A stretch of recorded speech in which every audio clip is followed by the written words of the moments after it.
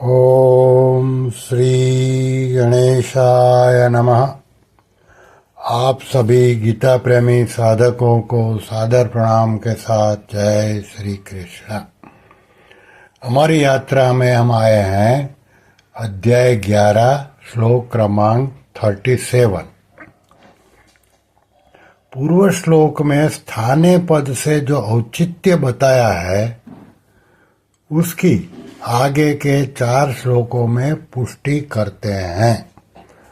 अभी हम देखें श्लोक 37।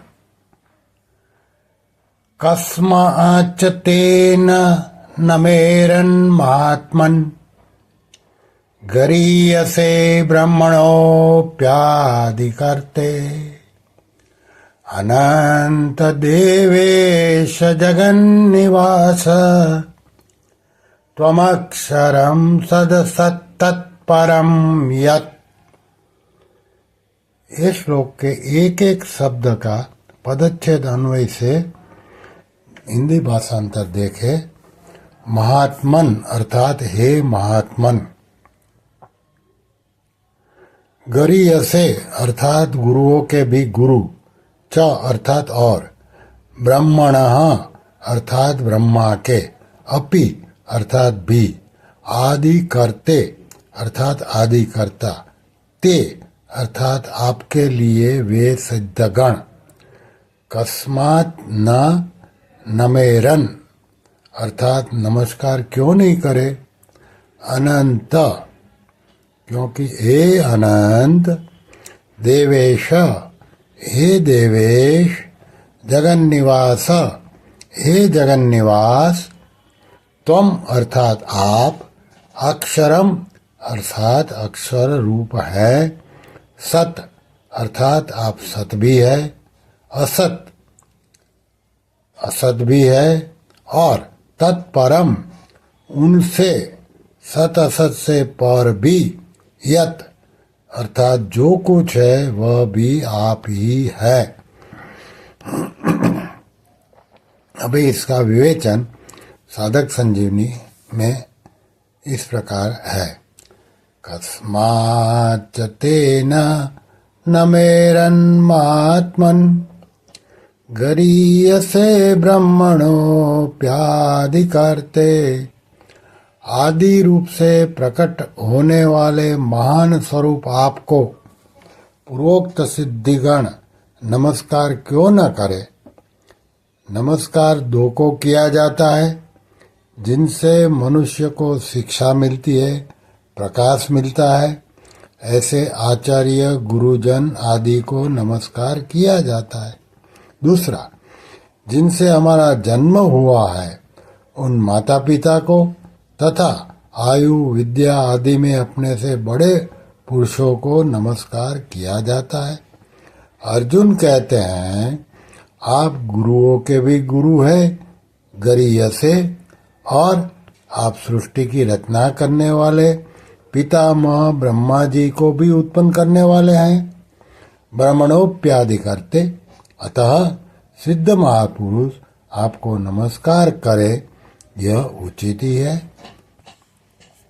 अनंत, आपको देश काल वस्तु व्यक्ति आदि किसी की भी दृष्टि से देखे आपका अंत नहीं आता। तात्पर्य है कि आपको देश की दृष्टि से देखे तो आपको आपका कहाँ से आरंभ हुआ है और कहाँ जाकर अंत होगा, ऐसा है ही नहीं। काल की दृष्टि से देखा जाए तो आप कब से हैं और कब तक रहेंगे, इसका कोई अंत नहीं।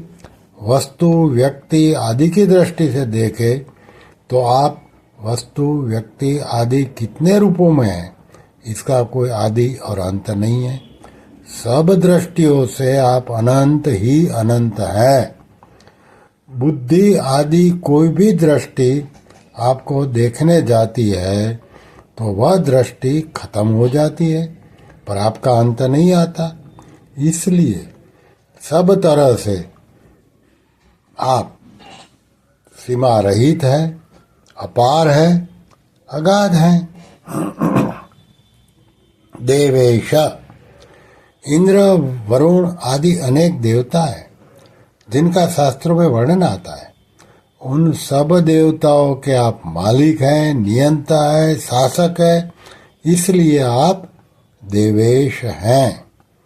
जगन निवास, अनंत सृष्टिया आपके किसी अंश में विस्तृत रूप से निवास कर रही है तो भी आपका वह अंश पूरा नहीं होता, प्रत्युत खाली ही रहता है।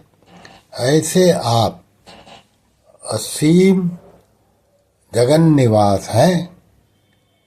त्वमक्षरम सदसत तत्परम यत्, आप अक्षर स्वरूप हैं जिसकी स्वयं सिद्ध स्वतंत्र सत्ता है। वह सत भी आप हैं और जिसकी स्वतंत्र सत्ता नहीं है, प्रत्युत सत के आश्रित ही जिसकी सत्ता प्रतीत होती है, वह असत भी आप ही है, जो सत और असत दोनों से विलक्षण है, जिसका किसी तरह से निर्वचन नहीं हो सकता।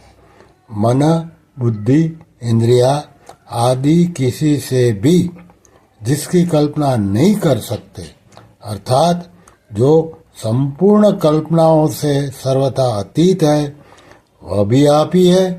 तात्पर्य यह हुआ कि आपसे बढ़कर दूसरा कोई है ही नहीं, हो सकता ही नहीं और होना संभव भी नहीं। ऐसे आपको नमस्कार करना उचित ही है। इसीलिए अर्जुन ने ये श्लोक में जो प्रार्थना की, वो श्लोक का हिंदी भाषांतर इस प्रकार है। हे महात्मन, गुरुओं के भी गुरु और ब्रह्मा के भी अधिकर्ता, आपके लिए वे सिद्धगण नमस्कार क्यों नहीं करे? क्योंकि हे अनंत, हे देवेश, हे जगन निवास, आप अक्षर स्वरूप है, आप सत भी है, असत भी है और उनसे यानी कि सत असत से पर जो कुछ है वह भी आप ही है। श्री कृष्ण शरणम मम, श्री कृष्ण शरणम मम, श्री कृष्ण शरणम मम। ओम श्री कृष्णार्पणमस्तु।